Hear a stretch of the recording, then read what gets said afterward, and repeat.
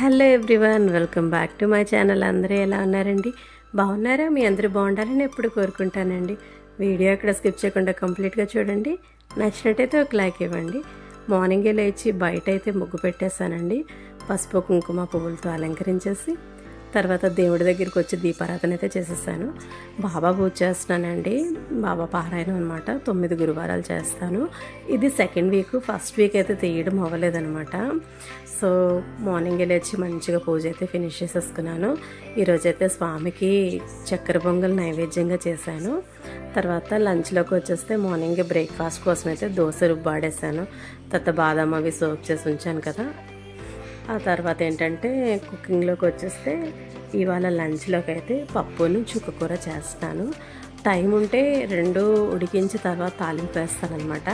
ఈరోజైతే చాలా hectic day అయిపోయిందండి. మార్నింగే లేచి చాలా హడావిడిగా చేయాల్సి వచ్చిందనమాట పని అనేది. మార్నింగ్ అంటే కొంచెం అర్లీగా లేచాను అనుకోండి, పని అంతా ఫాస్ట్గా అయిపోద్ది. ఇవాళ ఏంటంటే కొంచెం హెడేక్గా అనిపించి కొంచెం లేట్గా లేవడం వల్ల పని అంతా లేట్ అయిపోయింది. సో అందుకే ఫాస్ట్గా చేసేస్తాను. ఈ ప్రాసెస్ అయితే చాలా ఫాస్ట్గా అయిపోద్ది అనమాట. ముందుగా తాలింపు అనేది వేసేసుకోవాలన్నమాట. నేను ఏంటంటే మార్నింగ్ లేవగానే ఏవైతే లీఫీ వెజిటబుల్స్ కుక్ చేసుకుంటానో అవి ఏంటంటే కొంచెం వాటర్ వేసి మంచిగా కడిగేసి వాటర్ వేసి కల్లుప్పు వేసుకొని కొంతసేపు నానబెట్టుకొని ఉంచుకుంటాను అనమాట. అంటే అందులో ఏమైనా ఇసుక కానీ తర్వాత ఏవైనా ఉంటే పోతాయి కదా అన్నట్టుగా అనమాట. సో లేవగానే వాటర్ వేసి ఉంచేసాను. ఆ చుక్కకూర అయితే మాత్రం మంచిగా కడిగేసి తర్వాత తాలింపు వేసేసి ఉల్లిపాయ, పచ్చిమిర్చి, ఎండుమిర్చి వేసాను. ఇది మంచిగా వేగిపోవాలన్నమాట. వేగిపోయిన తర్వాత కొంచెం కరివేపాకు, టమాటా కూడా వేసాను.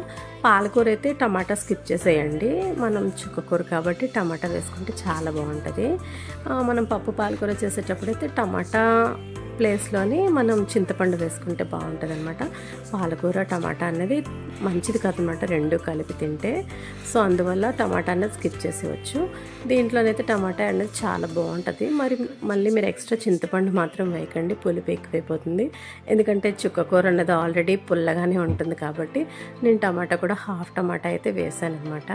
ఈ టమాటా మంచిగా మెత్తబడిపోవాలి.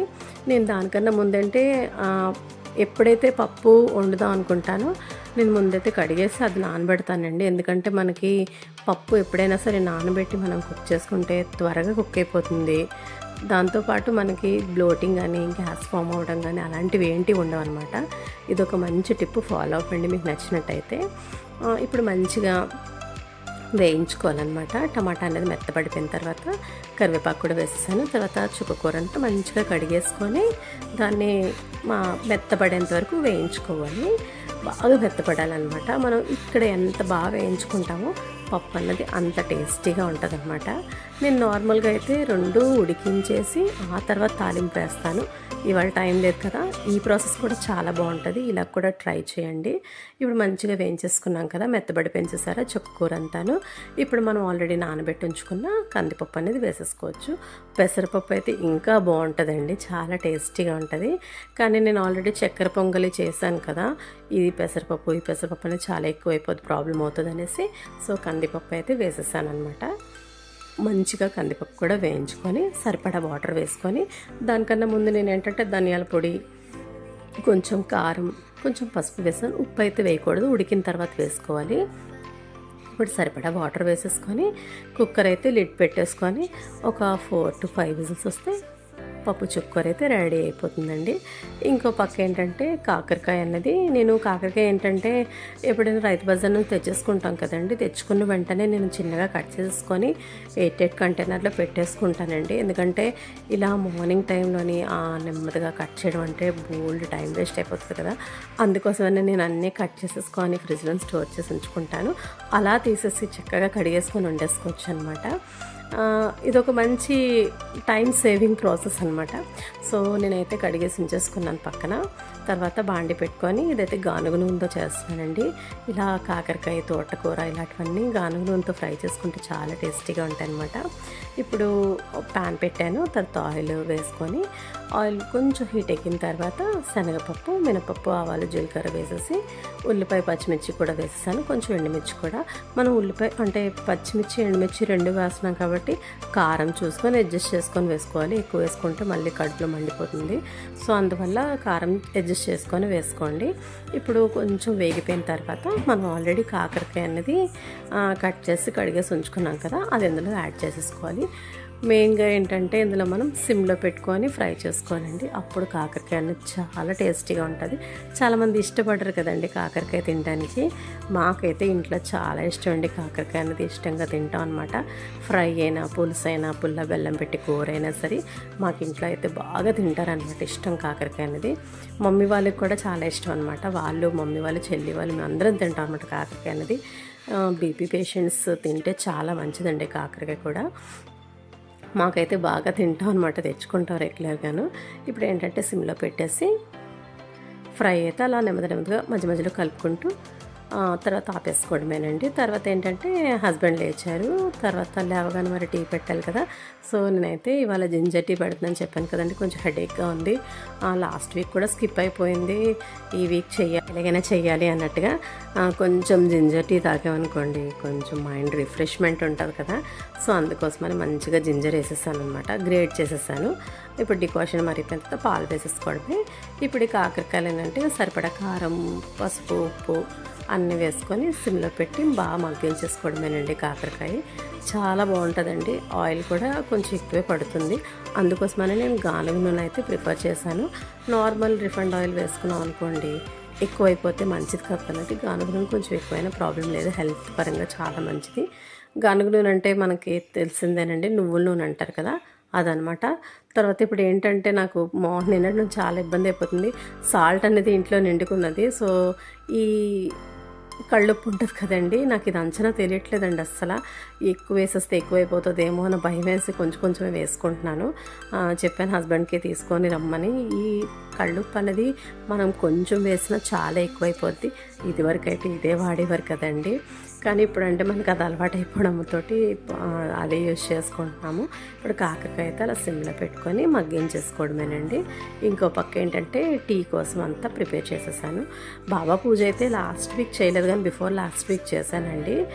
నాకు ఆ రోజు వీడియో తీయడం అయితే అవ్వలేదనమాట. నేను అనుకున్నాను వీడియో క్యాప్చర్ చేద్దామని.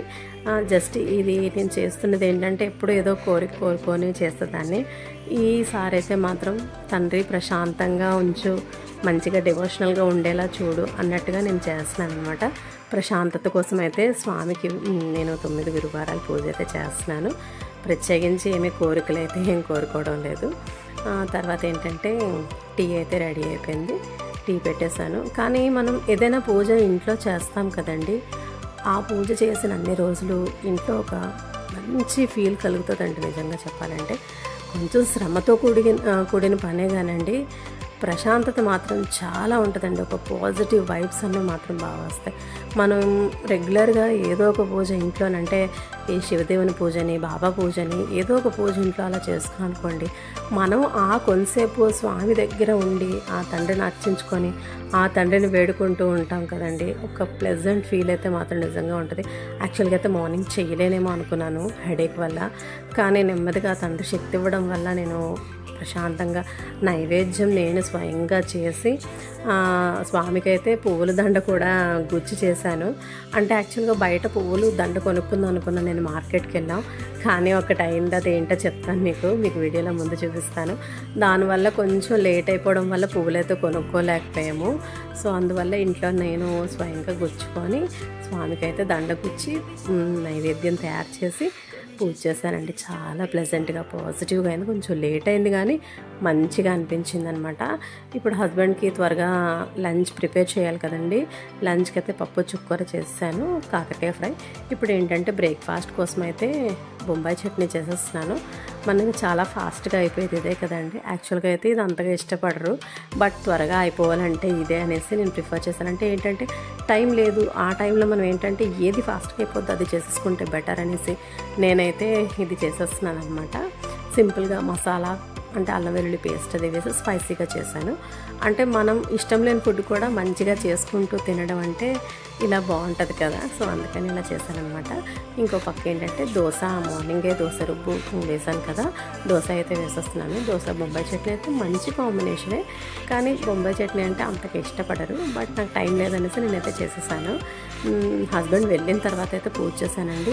నేనైతే బ్రేక్ఫాస్ట్ తినేసరికల్లా మార్నింగ్ 11 అయ్యింది తెలుసా అండి. మమ్మీ ఏదో దెబ్బలాడుతున్నా త్వరగా చేసేసుకొని తినేసేయాల్సిందని. కానీ మరి ఏం చేస్తాం, మరి ఇంట్లో వాళ్ళు వెళ్ళిన తర్వాతే కదండి అన్నీ చేయడం అవుతుంది. సో వాళ్ళు వెళ్ళిన తర్వాత మంచిగా నైవేద్యం అయితే నేను చేశానని చెప్పాను కదా, కొంచెం క్వాంటిటీలోనే చేశానమాట. ఈ ఫాస్ట్గా చేయడం వల్ల ఎలా వస్తుందో తెలియదు కదండి. సో అందువల్ల నేను చక్కెర పొంగల్ అయితే చేశాను అనమాట. ముందుగా బియ్యమేమో డ్రై రోస్ట్ చేసేసుకున్నాను, తర్వాత పెసరపప్పు కూడా డ్రై రోస్ట్ చేసేసుకున్నాను అనమాట. మంచిగా డ్రై రోస్ట్ చేసేసుకొని రెండు కడిగేస్తానండి.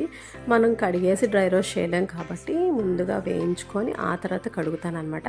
కడిగేసి సరిపడా వాటర్ వేసాను. తర్వాత ఏంటంటే ఇవి కొంచెం నెయ్యిలోని వేయించుకున్నాను. తర్వాత బెల్లము కరిగించుకోవాలన్నమాట. అంటే పాకంలో అవసరం లేదు, జస్ట్ కరిగితే సరిపోతుంది. ఇది మంచిగా ఉడికిపోయిన తర్వాత మనం ఈ బెల్లం ఉంది కదండి, కొంచెం ఈ బెల్లాన్ని ఏంటంటే అందులో వడకట్టేసుకోవాలన్నమాట. బాగా ఉడికించేస్తారా, మంచిగా చాలా టేస్టీగా వచ్చిందండి. కొంచెం క్వాంటిటీలో చేసిన బెల్లం అయితే మంచిగా వడకట్టేసాను ఆ ప్లేట్లోకి. ఇప్పుడు అందులోకి ట్రాన్స్ఫర్ చేసేసుకోవడం ఉడికిపోయిన తర్వాత. యాక్చువల్గా చెప్పాలంటేనండి నిజంగా గుడిలో ప్రసాదంలా వచ్చిందనమాట. నేను ఎందుకంటే అందులో కొంచెం పచ్చకర్పూరం వేశాను, దానివల్ల ఎగ్జాక్ట్గా టెంపుల్లో ప్రసాదంలాగే అనిపించిందండి. చాలా బాగా వచ్చింది.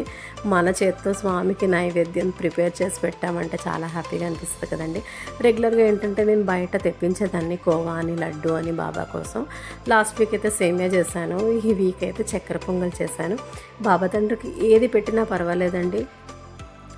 మొన్న మమ్మీతో అదే అన్నాను, అనుకోకుండా చేశానమ్మా, కనీసం పువ్వులు కూడా కొనుక్కోలేదంటే.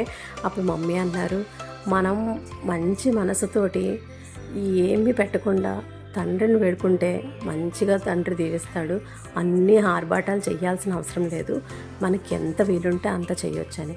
లాస్ట్ వీక్ కూడా అలాగే ఇంట్లో ఉన్న దాంతో చేసేసానమాట.